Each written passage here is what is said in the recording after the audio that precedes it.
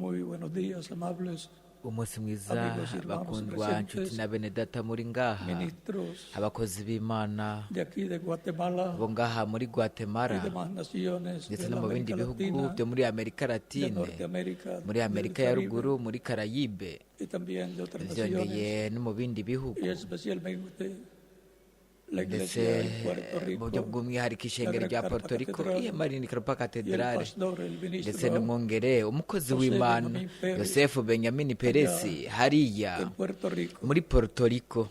Mis felicitaciones por ndabakeza la labor que están llevando a cabo kubw'igikorwa allá en mwakoze Puerto Rico, mwakomeje kuba muriko murakorera hariya muri Puerto Rico kubw'inyubako y'ihema rinini Karupa Katedrale. el domingo. Kuw'Imana Es un día muy especial n'umunsi udasanzwe para los seres humanos. ku biremwa abantu. Es el día no munsi que conmemora la resurrección umunsi de Cristo. twiziza cyangwa twibuka Fue domingo. umuzuko wa Kristo ari wo wabaye uwa Mungu, kandi uwa Mungu harakorana iyobokamana ry'abakristu hariya n'intumwa zarakorana zikorana na Yesu Kristo igihe yari yazutse azutse kuw'Imana barakoranye nawe, nuko mu nyuma n'iminsi yindi ya Mungu yarabagaragariye mugaheka iminsi mike k'iminsi 40 twavuga Cada domingo de la nka buri semana. uw'Imana wo mwiyinga y'iyo minsi 40 yarabiyeretse yiyereka abigishwa biwe, Y luego nuko mu nyuma encontramos turabona que el día de ku Pentecostés munsi wa Panegoti también. vyongeye naho yarabiyeretse haba O sea que ku munsi wa Panegoti wabaye umunsi w'Imana, ni ukuvuga ngo mwiyobokamana ry'abakristu rirafise para reunirse impamvu ihagije kugira ngo bakorane kuw'Imana, kugira ngo batazire bashemagize Imana mu izina ry'Umwami Yesu Kristo, oír su palabra bumvirize ijambo ryayo ndetse basabe Imana imigisha yayo, para su familia. bayisabira imiryango yabo ndetse n'ababanyi n'abagenzi. La única esperanza que hay Icyizigiro para kimwe el gusa ser kihari humano ku kiremwa muntu es Jesucristo. ni Yesu Kristo, Y la única esperanza que kandi tiene la icyizigiro raza kimwe humana gusa gihari es la gifiswe n'ikiremwa segunda muntu venida de Cristo ni ukuza kwa kabiri kwa para ese Kristo tiempo final.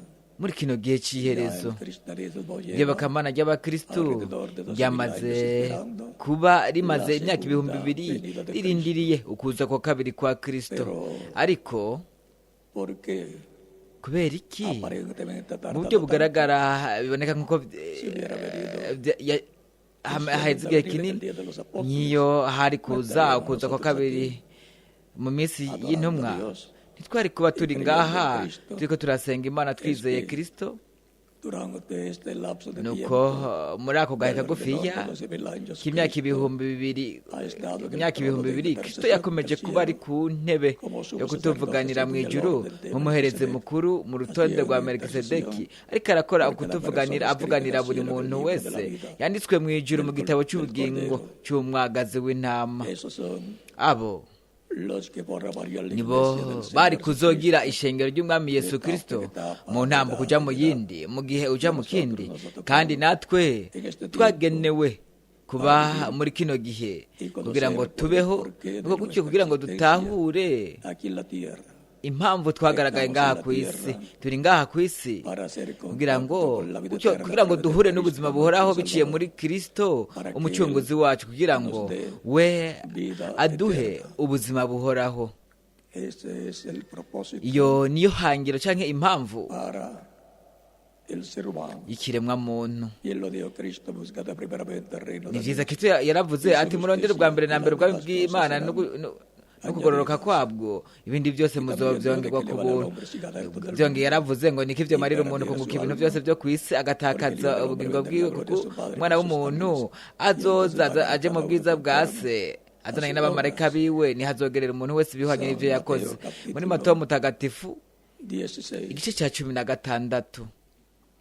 Y ahora Rero es importante que ni ingirakamaro kumenya impamvu, ko twamenya impamvu twagaragaye n'impamvu twaje ngaha ku isi, nosotros decir que queríamos llegar.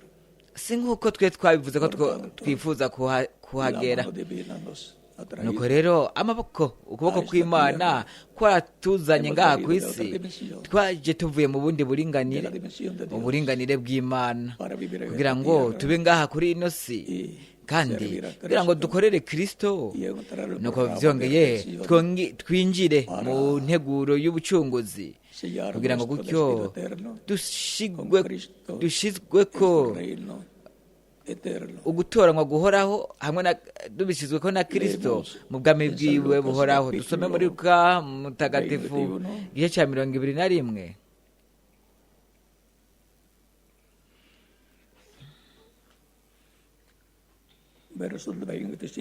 umurongo wa 25 aravuga hati entonces habrá señales en el sol, en la luna y en las estrellas y en la tierra. kandi hazoba ibimenyetso ku zuba no ku kwezi no ku nyenyeri kandi no mu isi hazoba imibabaro mu mahanga, bazotegekanishwa no kubomborana n'ikiyaga n'imifunda, kandi abantu bazogwishwa igihumura n'ubwoba no kwitega ibigira bibe mu isi, kuko ivy'inkomezi ivyo mw'ijuru bizonyiganyizwa.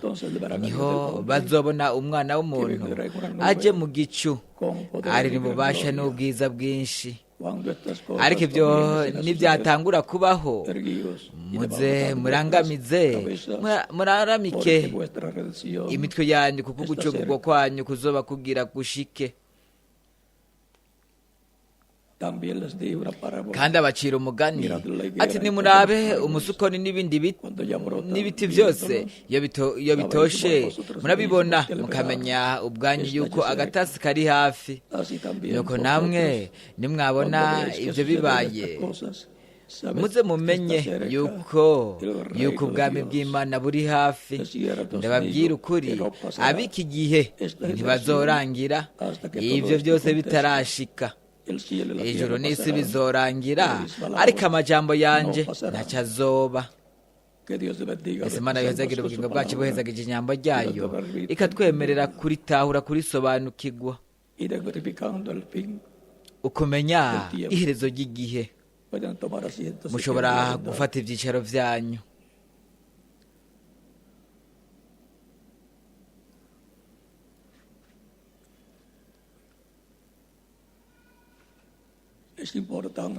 Ni ingirakamaro kumenya igihe icyo twebwe turimwo, icyo turiko turabamwo. Umuntu uwo ari we wese yoshobora kuvuga ati turiko turabaho ku munsi w'Imana itariki 10 z'ukwezi kw'indwi 2016. Ivyo nitwisunze karendiriye ya Geregwari, ariko twisunze karendiriye y'Imana, ikirangamisi c'Imana. Ico nico kirangamisi arico twebwe twifuza kumenya umunsi uwo turiko mu nteguro y'Imana, kubera yuko ino si hamwe n'abayibako bayo barakurikira, barubaha karendiriye y'Imana. Kubw'ivyo Kristo igihe kimwe, igihe abafarisayo baza n'abasadukayo baje kumugerageza, murabe ibyabaye ngaho mu gice cya 16 muri Matayo mutagatifu umurongo wa 1 ukabandanya, haravuga hati abafarisayo n'abasadukayo baraza barondera ko abereka ikimenyetso kiva mu ijuru, baramugeza. Nawe arabishura ati iyo bugorovye muravuga muti buca haba umucyo, kuko ijuru ryirasiye. Mu mutwenzi muravuga muti hagira hafurangane, kuko ijuru ryirasiye kandi ryiraburaniwe. Murazi kugenzura ijuru uko risa, ariko ibimenyetso by'ibihe ntimuzi kubigenzura. Ab'iki gihe cy'ubumaka barondera ikimenyetso, kandi nta kimenyetso bazohabwa atari ikimenyetso cya Yona, abasigaho arigira. Ibiremwa abantu biraraba mu ijuru bakavuga, bakabona ibicu, bakavuga ati imvura igiye kugwa. Utamenye icyo kimenyetso cy'imvura arasohoka atajyanye nk'ishakoshi yiwe cyangwa atajyanye umutaka wiwe, nuko arajoba ve la señal ariko uwabonye ikimenyetso de que va a venir lluvia, yuko hagiye kugwa imvura se prepara, we aritegura porque conoce kubera la señal, yuko we aba azi ikimenyetso de la lluvia. c'imvura porque sin nubes, kuko hatabayeho ibicu nta mvura yoshobora kugwa las nubes ibicu están cargadas de nivyo agua biba bibitse amazi para kugira ngo derramarla biyasuke sobre la tierra. biyasuke ku isi Y de esto es que habla kandi Cristo, muri ivyo kristo yavuze Ati. ngaha compara yagereranije las señales del ibimenyetso tiempo, vy'ibihe lo físico, bifadika con las señales n'ibimenyetso del tiempo de Dios, vy'igihe Del c'imana igihe del programa divino, c'integuro y'imana en donde Dios ha aho permitido imana llevar a cabo yasezeranye ciertas gukora cosas ibintu para que bitandukanye el tiempo kugira de Jesús, kugira ngo igihe La cya yesu promesa era mu gihe cya yesu la isezerano venida ryari del ukuza Mesías, kwa mesiya como cordero aje Dios, como nk'umwagazi lo presentó w'intama Juan w'imana Bautista, nk'uko yohani umubatizi Cuando dijo, yamwerekanye "Aquí el yavuze ngo he umwagazi w'intama que w'imana akura el ibicumuro pecado by'abari mu isi así nuko como en Egipto, nk'uko muri egiputa Dios ordenó a imana Moisés yategetse mose que cada padre de yuko familia buri tomara mubyeyi un w'umuryango corderito yofata umwagazi w'intama y lo nuko sacrificara akawutanga el día ku munsi de la ku Pascua munsi wa pasika y nuko colocar la sangre en la utyo puerta agasiga amaraso ku muryango ku gishima ryango de sus hogares cy'umuryango w'inzu para la preservación kubwo de la vida de los ugucungurwa ukuzigamwa k'ubuzima bw'imfura y el cordero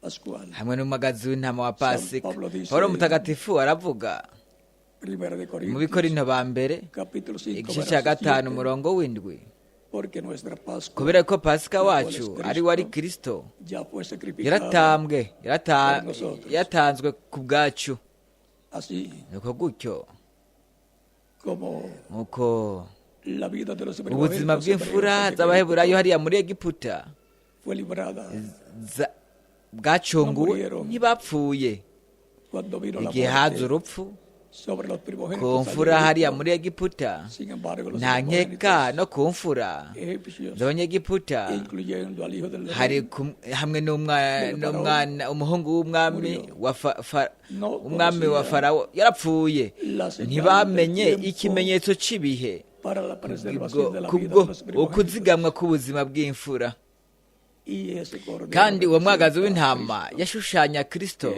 ariwe pasika yacu el cual fue sacrificado niwe por nosotros yatanzwe en la cruz ku bwacu del ku musaraba Calvario karavariyo para la kubwo preservación ukuzigamwa de la vida, k'ubuzima para que kugira podamos ngo preservar dushobore nuestra vida. kuzigamwa ubuzima bwacu para bushobore toda la kuzigamwa eternidad. ibihe bidashira Por tanto, nuko sin rero Cristo en su ata kirisito sacrificio, n'ikimazi ciwe ninguna persona nta muntu puede n'umwe preservar yoshobora su vida kuzigamwa ubuzima bwe bwoshobora por la kuzigamwa eternidad. kubw'ibihe bidashira Cristo kirisito mismo ubwiwe dice yaravuze que el que cree yuko que tiene vida uwizera eterna afise ubuzima buhoraho y que lo kandi resucitará. yuko azomuzura ku munsi w'iherezo San Juan yohani capítulo mutagatifu 6, igice cya verso gatandatu umurongo wa 29. 39 ukabandanya Ahora nos rero habla de un turabwirwa día ku específico, munsi el día udasanzwe posterior. umunsi w'iherezo Recuerden que mwibuke un día yuko de la umunsi umwe obtención imbere de los y'umwami ni 1000 nk'imyaka años. igihumbi Y ndetse 1000 n'imyaka años igihumbi como ni nk'umunsi umwe El día umunsi posterior w'iherezo es el sábado n'ikinyagihumbi milenio de cyitwa Adán kuva kuri hacia acá. adamu kugeza ubu kandi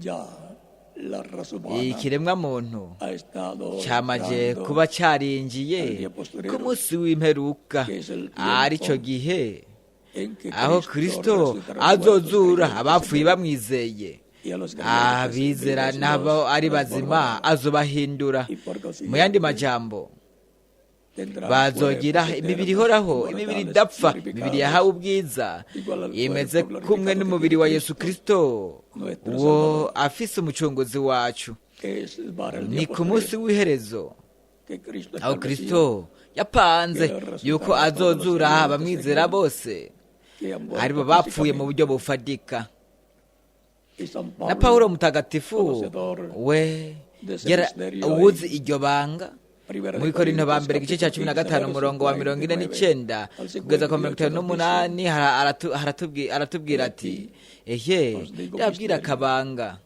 no todos namba ntituzosinzira twese ni ukuvuga ngo twese ntituzopfa ariko twese tuzohindurwa ku nzamba ya nyuma kubera yuko inzamba izovuga abapfuye muri Kristo bazozuka ubwa mbere nuko mu nyuma natwe abariho turi bazima tuzohindurwa. Hariho isezerano ry'Imana ku munsi w'iherezo ry'umuzuko w'abizera Kristo abapfuye mu bihe byarenganye ndetse nabo muri kino gihe abagiye kandi abari hari bazima nabo isezerano nuko bazohindurwa nuko gutyo bazogira ukudapfa mu buryo bufatika aribyo dukeneye cyane kandi ibyo bizotwuzuza umunezero hamwe n'ibyo byose twese tuzogera aho tugira ishusho na kameremere ka Kristo umucunguzi wacu. Nuko rero dutegerezwa kumenya umunsi w'iherezo uwo ari we kandi twamaze kumenya yuko ari ikinyagihumbi cyitwa kuva kuri Adamu kugeza ubu kubera yuko umunsi umwe imbere y'umwami ni imyaka igihumbi ndetse n'imyaka igihumbi ni nk'umunsi umwe muri Petero 2:3 umurongo w'8 kandi turaze vyongeye yuko hazoba inzamba izovuga. Iryo ni ijwi rirenga ry'inzamba ririko rirabwira ishengero ryayo ko munsi w'iherezo ubutumwa bw'ijwi rirenga ry'inzamba kugira ngo bahabwe ukwizera kubahesha guhindurwa no kujyana na Kristo mu birori by'ubukwe bw'umwagazi w'intama mu kuzamurwa canke mu kunyakugwa. Mu Bikorinto ba mbere igice cya 15 umurongo wa 49 kugeza ku 58 ivyongeye no mu Bitesalonike ba mbere igice cya 4 umurongo wa 13 ukabandanya kandi uko kuzoba ari ugucungurwa k'ubugingo ndetse na mwemu ndetse n'umubiri. Ikirenze ivyo ni ugucungurwa k'umubiri kugira ngo ube umubiri udapfa mu buryo bufatika. Byongeye biritwa ukuragwa mu mwuzuro kw'abahungu n'abakobwa b'Imana nk'uko biri mu Baroma igice 8 umurongo wa 14 ukabandanya havuga hati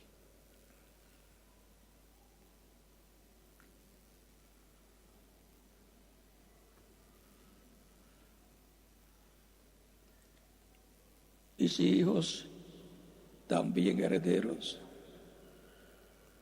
El Espíritu mismo da testimonio a nuestro espíritu. Abwirikanya n'imwemu yacu ari cyabona yuko turi abana b'Imana ariko ko turi abana bayo turabaragwa b'Imana turabaganwa na Kristo namba tubabazwanwa nawe ngo tubone guhanwa ubwizwa nawe. Niyumvira yuko imibabaro y'iki gihe idakwiye kugereranwa n'ubwiza tuzohishurirwa kuko ivyaremwe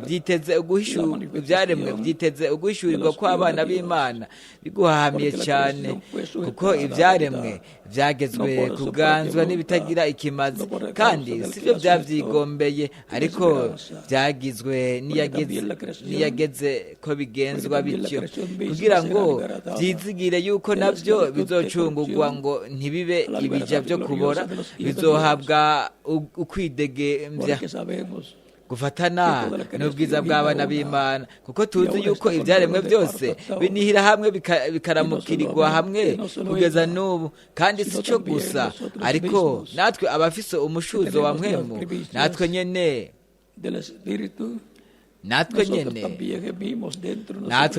tunihira mu mitima yacu twiteze gucika abana b'Imana niko gucungurwa kw'imibiri yacu ugucungurwa kw'imibiri aho abapfuye bizeye Kristo bazukiye mu mibiri yahawe ubwiza, mibiri ya gisore ihoraho. Abizera Kristo nabo ari bazima Y bazohindurwa entonces nuko gutyo tendremos tuzogira vida eterna física ubuzima buhoraho mu buryo bufatika conforme al programa divino. nk'uko biri mu nteguro y'imana nk'uko biri mu ijambo ry'ubuvugishwa ry'imana. De eso también nos habla vyongeye ivyo turabwirwa na Paulo mutagatifu mu Banyefeso igice ca 4 umurongo wa 30 havuga hati, al Espíritu Santo de Dios, con el cual fuisteis kandi ntimukababaze mpwemu yera w'imana yabashiriweho de la redención. kuba ikimenyetso gushitsa Sellados ku con el munsi wo Espíritu de Dios gucungurwa, para el día ¿qué?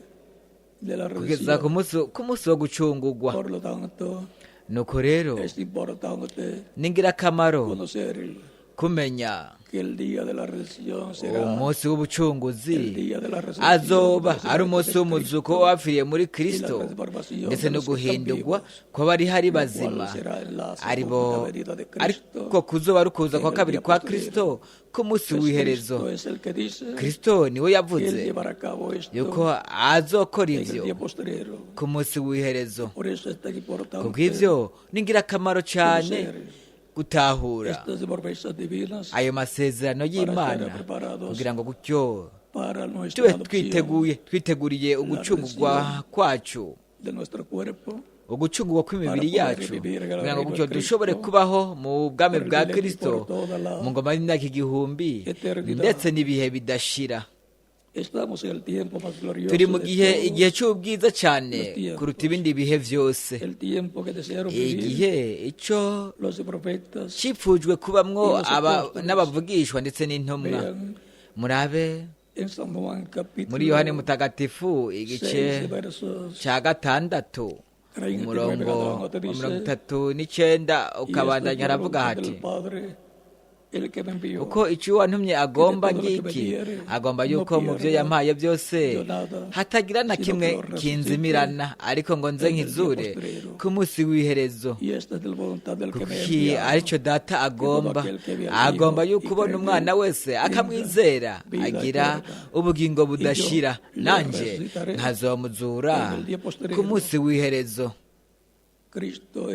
Kristo niwe yavuze yuko azozura abapfuye bamwizeye ku munsi w'iherezo, kandi ivyo abakurikira Kristo ba kiriya gihe bari babizi neza, kuko Kristo igihe yazura Lazaro yagiranye nabo ikiganiro hariya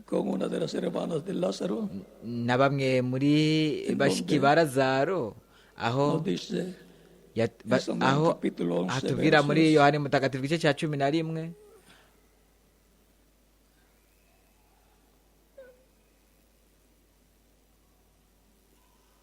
verso 21 en adelante de San Juan capítulo 11 umurongo wa 21 ukabandanya aravuga hati, Señor, si hubieses estado aquí, Marita abwira Yesu ati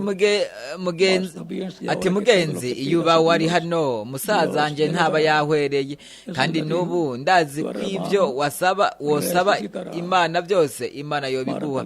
Yesu aramubwira ati musaza we azozuka. Marita aramwishura ati ndazi ko azozuka mu izuka ryo ku munsi w'iherezo. uhereye muri kiriya gihe abizera Kristo bo bari bazi yuko ku munsi w'iherezo hariho hazokogwa umuzuko w'abizera Kristo.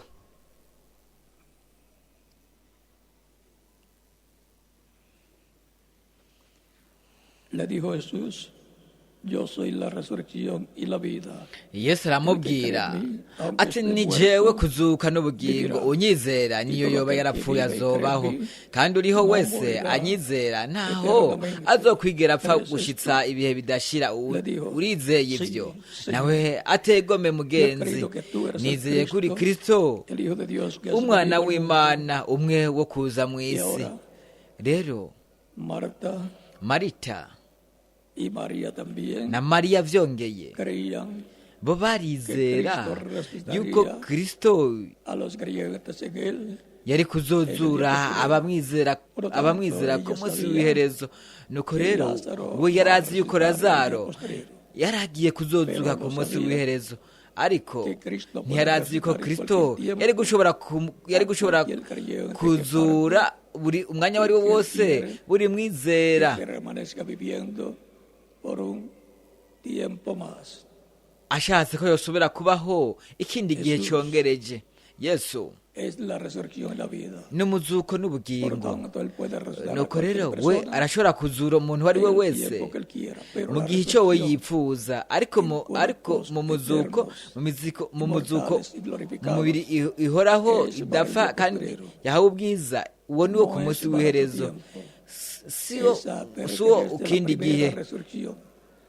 Y ya hubo una resurrección harabaye umuzuko w'abizera bo mu isezerano rya kera, igihe Kristo yabazura, igihe Kristo yazuka kuw'Imana mu gatondo. Por tanto, nuko rero Cristo es el que llevará a cabo Kristo niwe la resurrección de todos los azokora creyentes en Él. umuzuko w'abamwizera bose. Testificó, lo representó ari byagereranijwe, abyerekanira mu muzuko wa Lazaro, aho yazutse 4 días. mu bapfuye, yari yamaze iminsi 4 yamaze gupfa. No importa cuánto ntacyo tiempo bitwaye igihe cyohera de la partida de un creyente en Cristo, umwizera yaragiye, umwizera Kristo, ntacyo bitwaye imyaka yoba iheze, Kristo azomuzura ku munsi w'iherezo. twamaze kumenya yuko umunsi w'iherezo ni ikinyagihumbi cy'indwi kuva kuri Adamu kugeza ubu.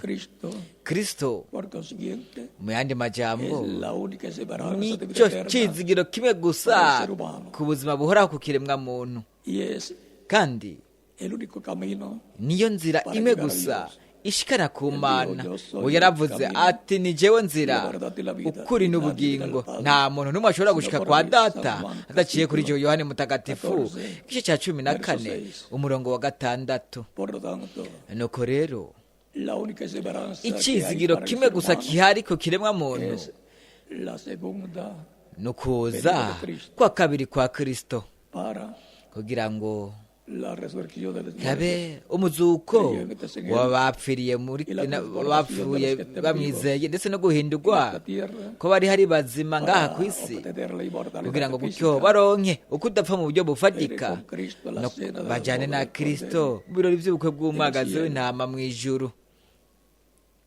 que durarán aribyo bizomara 3 años y medio, imyaka 3 que n'igice. corresponden Ibyo al tiempo de la gran tribulación de la icyo raza gihe humana. gihwanye n'igihe cy'umubabaro mwinshi ku kiremwa muntu ngaha ku isi, igihe ikiremwa muntu kizoba kiriko kiraca mu mubabaro mwinshi, aricyo gice kigira kabiri cy'iyinga rya 70 mu buvugishwa bwa Daniyeli igice c'9, kubera yuko igice cya mbere cy'iryo yinga rya 70 cyaramaze gushikirizwa na Kristo mu bukozi bwiwe bwo ngaha ku isi bw'imyaka 3 n'igice, kandi muri iryo yinga haracyabura imyaka 3 n'igice, aricyo gihe cy'iherezo, igihe cya nyuma cy'iyinga rya 70 ya Daniyeli. Rero mu yandi majambo ni igihe cya nyuma cy'ubwami bw'abanyamahanga. Muy cerca turi hafi cyane de la adopción, yo kuragwa mu mwuzuro, de la resurrección de los muertos en Cristo, iyo muzuko w'abapfiriye muri Kristo no guhindurwa kw'abizera ari bazima bizera Kristo. viendo las señales turiko turabona ibimenyetso en el cielo, ku ijuru, en el sol, ku zuba, en la luna, no ku kwezi, en las estrellas, no ku nyenyeri, en el mar, mu kiyaga, los volcanes también, uguturika kw'ibirunga, nyamugigima zo mu mazi, maremotos, guerras, ntambara. todas estas señales hamwe n'ibyo bimenyetso byose que Cristo mismo habló ibyo Kristo nyine ubwiwe yavuze yuko byari ku zuba biriko biragaragara mu gihe cy'iherezo. ku bw'ivyo Kristo yaravuze ati, nitwabona ibyo bintu byose tuze dutahura yuko ubwami bw'Imana buzoba buri hagufi bwegereje. ubwami bw'Imana buzoshigwaho kugira ngo bugarugwe ngaha ku isi. mbega ubwami bw'Imana ni iki? ni ubwami bw'Imana ni ubwami bwa Dawidi, aribwo buzogarurwa ngaha ku isi, ndetse n'intebe ya Dawidi ariyo izokwicagwako na Mesiya umwami, kugira aganze ihanga ry'Abaheburayo, vyongeye aganze n'ibihugu byose. ku bw'ivyo el reino de los gentiles ubwami que está bw'abanyamahanga pasando por diferentes bwakomeje etapas, kuba buriko buraca mu se ntambuko encuentra en la zitandukanye etapa de los pies de hierro bwisanze llevado ku consigo. ntambuko y'ibirenge bivanze por ibyuma eso, n'ibumba En este tiempo, ku bw'ivyo muri kino ver gihe las situaciones turashobora que se kubona encuentran imibereho los países, ihari mu bihugu por lo cual ku bw'ivyo tenemos las señales turafise de que ibimenyetso estamos yuko en el tiempo para el turi mu cumplimiento gihe de la venida del Señor para c'ugushyitswa c'ukuza resucitar a los k'umwami muertos creyentes en aje él. kugira ngo azure abapfuye Transformar bamwizeye los que están vivos, ndetse no guhindura llevarlos abari con hari la bazima cena kugira ngo de las bajyane bodas nawe del Cordero. mu birori vy'ubukwe bw'umwagazi Y las w'intama señales de los tiempos. ibimenyetso Dio vy'ibihe Cristo, kristo que las yaravuze personas de aquel tiempo yuko no las abantu veían, no las b'iki gihe entendían, no las conocían. namba ntibabibona ntibanabitahura Cuando una persona iyo umuntu rumbo a otra ciudad ariko aragenda agana mu kindi tiene que ir gisagara por la vía o carretera ategezwa o camino que lo kugenda lleva afashe inzira a ese lugar. imuganisha Por lo muri ico cual, kibanza están las señales kubw'ivyo también que vyongeye debe haba hariho ibimenyetso ver ivyo y obedecer ategerezwa para llegar kubona a ese akavyubaha kugira ngo ashike muri ico y así es kibanza para llegar kandi uko niko al programa divino no correspondiente a nuestro gushika tiempo. mu nteguro y'imana Hay ihuhanye na kino señales gihe que cacu Cristo hari ibimenyetso indicó ivyo kristo que estaría yerekanye sucediendo, yuko vyari las kuzoba cuales biriko ya biraba vemos ari vyo manifestadas twamaze kubona en el bigaragara planeta Tierra. ku mubumbe w'isi Por lo cual, Cristo nuko dijo rero que kristo cuando veamos yaravuze estas cosas suceder, yuko nitwabona ivyo bintu vyose sepamos biriko biraba celebrar nuestra cerca. tuze dutahure yuko El reino de Dios iyimbura isarura ryegereje está ubwami cerca. bw'imana buri hafi el reino de David ubwami va a bwa ser dawidi restaurado, bugiye como dice kugarurwa Ezequiel capítulo nkuko 37. avuga ezekiyeli igice dice cya 37 se Ezequiel nkuko capítulo 34. avuga ezekiyeli igice cya 34 Y kandi el reino y trono de David ubwami ndetse n'intebe ya restaurado, dawidi y el bizogarurwa reino kandi de los gentiles ubwami será quitado, bw'abanyamahanga se buzokugwaho como está en buzozimangana Daniel capítulo 2. nk'uko biri muri Por la daniyeli venida igice de cya la piedra kabiri no corta de las hamwe no manos, kuza kw'ibuye ritasituwe que n'ukuboko n'amaboko y'umuntu Alemán, n'amaboko al reino Ayi- de los gentiles, ariryo en los ryakubise pies de hierro, igishushanyo y de barro ubwami cocido. bw'abanyamahanga ku birenge Y será bivanze establecido ibyuma el reino de Dios n'ibumba en la tierra. ngo gutyo hazoshirwaho ubwami La bw'imana capital será Jerusalén, mu isi kapitale El distrito umugwa federal mukuru será azoba ari yerusalemu el territorio intara ya de Israel. nyamukuru azoba ari akarere desde ka ahí el Mesías isirayeli príncipe ndetse ngaho uhereye ngaho hijo mesiya de David umwami umwana wa dawidi gobernará. azoganza aganze Y eso será el ikiremwa reino de muntu Dios conforme a kandi Isaías capítulo ubwo buzoba ari 9. ubwami bw'imana nk'uko buri muri Yesaya Entregará igice la nk'uko paz. biri muri Yesaya igice cy'icenda Para aribwo y entre buzozana amahoro los seres ndetse humanos. ku biremwa abantu Las personas buscan la paz, buzozana amahoro hagati mu biremwa abantu siempre hay ibiremwa problemas y abantu guerras bararondera en amahoro diferentes ariko buri lugares. gihe hariho Cristo ibibazo dijo que by'intambara mu bibanza bitandukanye kristo yaravuze tendríamos guerras, ko hari kuzoza rumor de intambara n'impuha la z'intambara paz verdadera y permanente. amahoro y'ukuri ahoraho azoza aze mu bwami bwa mesiya umwami kubera yuko we niwe muganwa umwami w'amahoro umwami w'amahoro Y es el niko único que puede niko traer havuga la muri paz. Yesaya igice cy'icenda niwe umwe gusa azoshobora kuzana amahoro ku kiremwa muntu cyose nkuko vyongeye we Por eso en el reino ayazanira del Mesías ubugingo azoyazanira n'ibihugu kubw'ibyo ubwami bwa mesiya serán convertidas en herramientas ibigwanisho vy'intambara bizohinduka ibikoresho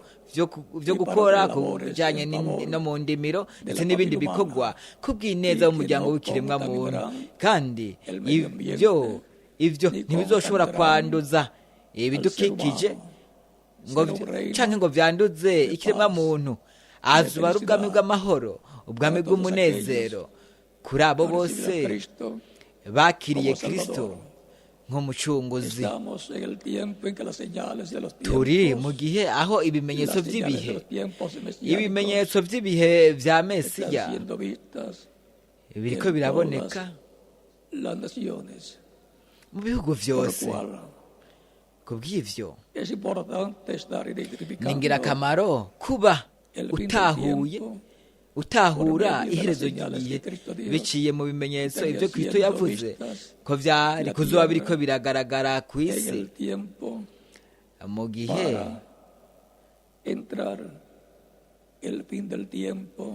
mu gihe cya nyuma ni ukuvuga ngo mu myaka itatu ya nyuma mu gihe cyo kwinjira mu gihe cya nyuma ni ukuvuga ngo mu myaka itatu n'igice mu bwishwa bwa Daniyeli igice cy'icyenda ariyo myaka itatu n'igice yo mu mayinga ya 70 ya Daniyeli ndetse no mu yinga rigira 70 kuko Kristo yaramaze gushikiriza imyaka itatu n'igice ya mbere mu yinga rya 70. Buri yinga ryose riba rigizwe n'imyaka 7 y'ubuvugishwa. Rero Isirayeli harabura imyaka 3 n'igice y'Imana kugira ngo ikorane na Isirayeli.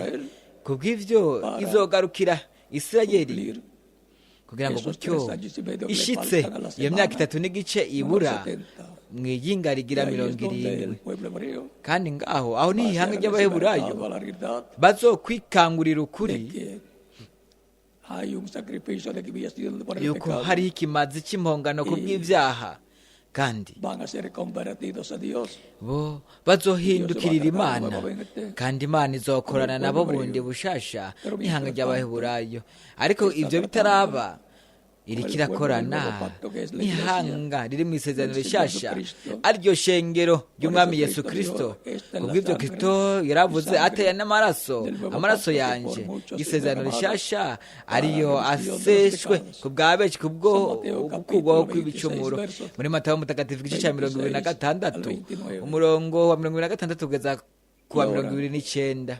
Rero hariho isezerano rishasha ary'Imana yavutse muri Ezekiyeli ndetse no muri Yeremiya vyongeye no muri Yesaya.